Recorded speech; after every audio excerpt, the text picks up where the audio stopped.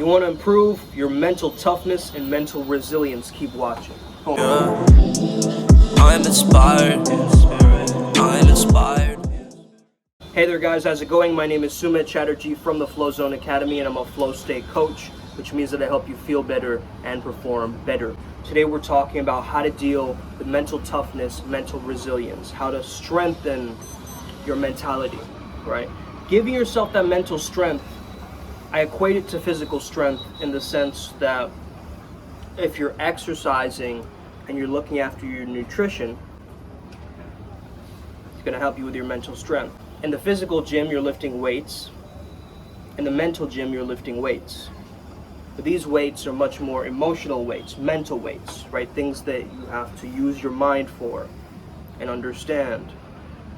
And oftentimes it is about understanding that it's only within your control, okay? So when I mention exercise and nutrition, it's about mental nutrition. What are you feeding your mind? Okay, what are you feeding your mind? What kind of information are you feeding your mind? What kind of ideas are in your mind? What kind of people are influencing your mind? Once you feed it the right mental nutrition, you're going to get that mental strength. The exercising is also using things like mindfulness, meditation, okay, journaling, going inwards. We're listening to alpha brainwaves. If you're very stressed out, listening to alpha brainwave entrainment or binaural beats. If you want a biohack, getting into sunlight that improves the serotonin and modulates the amygdala, which is used for the fear response in the brain, which oftentimes gets us to procrastinate and get that feeling of like, I don't really want to do it, I'll push it off to the next week. Yeah, not really. So if you really understand these mechanisms and you're taking high tryptophan foods and you're taking supplements that are going to engage your ability to lean into your mental toughness, it's really going to help you out, okay? Exercise and nutrition. The other thing that I was mentioning is for this mental toughness or this mental strength, basically what you want to be doing is taking on more responsibility. Now I want to split this word up. Response, ... ability. Your ability to respond to certain circumstances, okay? So it's not about what the circumstances are, it's how you respond to it. What you can't control is always how you respond. So once you become more conscious of your responses to situations and the environment and people, you will start to notice your mental toughness or your mental strength getting stronger. You know, David Goggins has this idea, it's basically called callousing the mind. Just like you have calluses for your blisters, for if you, let's say you are rock climbing a lot, you're gonna get blisters on your hands, right? Just like that, you gotta callous the mind in a sense where, of course, you're not giving yourself brain damage, right? But what you're doing essentially is you're putting yourself through difficult situations, and if you can survive those situations, it's strengthening your character. Right? So let's say that you're like, okay, if I survive this next week with this project, I'm going to install the behavior traits of discipline, of mental toughness, of resilience, all of these different things, right? So you want to think of the different activities that you're doing in your day as installation and destillation. Okay? So destillation would be to get rid of a negative habit or a thought form, a type of activity that doesn't serve you. Installation is incorporating and adopting and embodying the different traits that you actually do want. So this is constantly going to be a process of accumulation and subtraction, right? It's a constant process of that. And you have to absorb what is beneficial to you and useful to you and discard what is not necessary. And I mean, Bruce Lee had that quote, which is ultimately very powerful, right?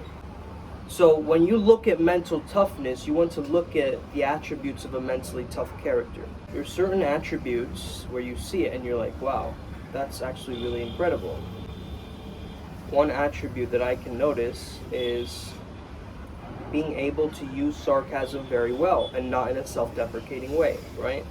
Another attribute can be, if you are mentally tough, you are going to not overreact to things because you're able to be level-headed and stay calm at the center of the storm as other things are happening.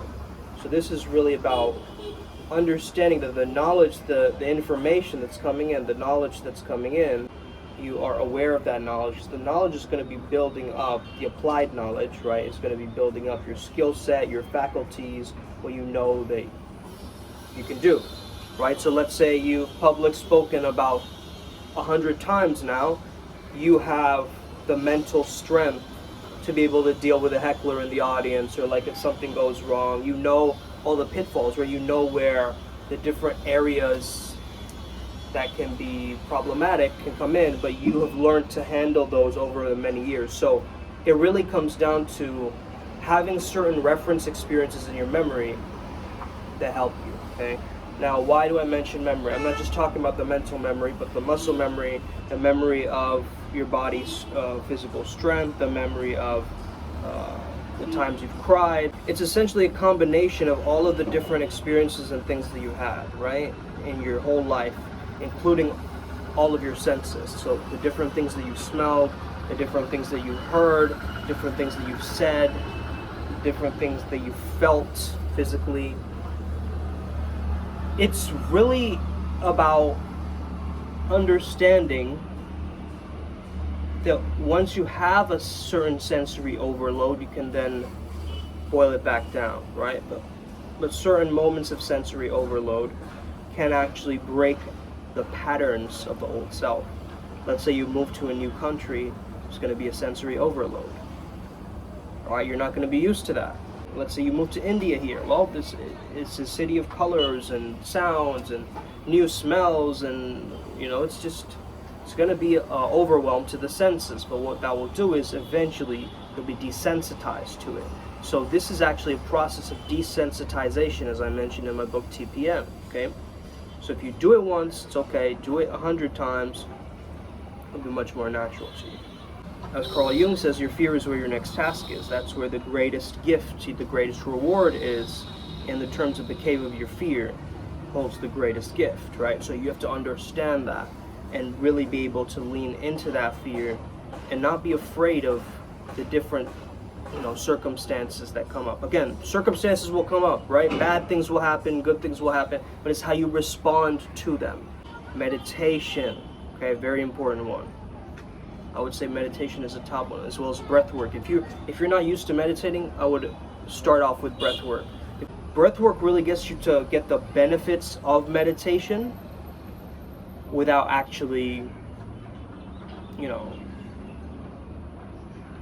spending so many years to try and get that effect of meditation, right? So breath work gets you to get that elated state where some people, they break down, they start crying, or they start laughing, or they have a satori experience just based on a breath work, right? So it's really important that you recognize that. My favorite breath work is the one from Dr. Joe Dispenza, and it's on my website. So if you go to flowzoneacademy.com, put in your email address, it sends you over the breath work, okay? So there's many different ways that we can be mentally tough, but it's making sure that our internal world is solid. And we have a solid frame of reality, okay? The way that we view the world. The way that we view the world is very important. Is the world a cruel place? Or is the world a kind place? You got to understand this. If you know that it's a cruel place, you're going to create a self-fulfilling prophecy that people aren't trustworthy, that I can't get into environments, that other people are bad, that the government's against me, and all these negative, mentalities that are going to stack up. If you think the world is a kind place, you'll slowly start forming a different idea of people, right? You're going to be more open to people. Now, this doesn't mean that, you're not calibrated and you don't have discernment, but at least you have this open-heartedness. It's just that your next encounters or your situations that you enter, you're not filtering them through any negative biases or cognitive biases. Notice that there's different characters that we come across in TV and movies, and you see them and you're like, man, that guy can handle that? Really? Like, that guy can go through that experience and they can come out unfazed? How do you get unfazed? You have this feeling internally that I've been here before. I know how to deal with this. So it's almost a handling of the past, right? It's an ability to be like, oh yeah, what things have I done before that I've felt like I've made progress or have won or have done something in the right way, and start to stack those wins, right? Be able to stack them and bring them back into the present. Obviously, you don't want to dehumanize them. I'm using this as a very vague example, but let's say that you're really used to saying hi to your dog in a very loving way, right? Hey there, buddy, like that, right? So if you have an intimidating way to approach somebody, you approach them like you're approaching a pet or a dog, okay? Now don't take this too far, okay? People aren't animals, but you have the same kind of love that you have for an animal, and you go, hey, how's it going? Right? That immediately creates that good vibe. Now you don't want to overdo it, obviously, right? Hey, how's it go? Like, don't exaggerate it, obviously, but at the same time, you're creating a specific vibe, right? And if you're maintaining that specific vibe throughout the day, and you're doing whatever you can to maintain that vibe, whether it's short-term, I mean, the short-term vibe always doesn't last, the long-term vibe lasts, so it's about really understanding how you feel at your baseline. If how you feel at your baseline is very bad, you have to change the action steps that you're taking. Because 50% is genetics, 10% of circumstances, 40% is within your control to actually change around your actions, okay? So do those action steps that make you actually feel that joy and get you that mental toughness in certain situations, because there are a lot of times where people aren't in the driver's seat of their life, right? They're constantly being pushed around by media, by other people, by people in authority, by their own parents, by people around them, right? They're always constantly being bombarded with stimulus and, opinions of others, but those opinions are temporary. They can always change.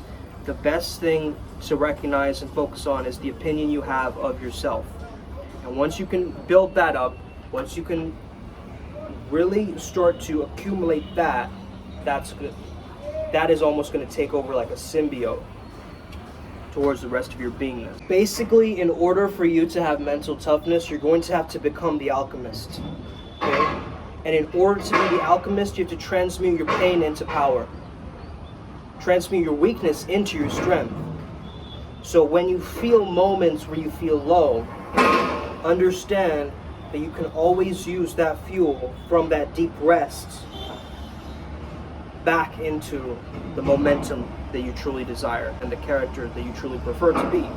Once you become a master of this alchemy, this art form of reframing,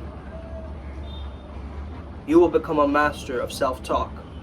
And when you become a master of self-talk, your mind can't go against you anymore, because it's barking at you like a little puppy. But now you've tamed that dog, you've domesticated your mind. So I hope you have an incredible day. I hope this video helped you out today. May the flow be with you, and stay legendary. Let's get it. Boom.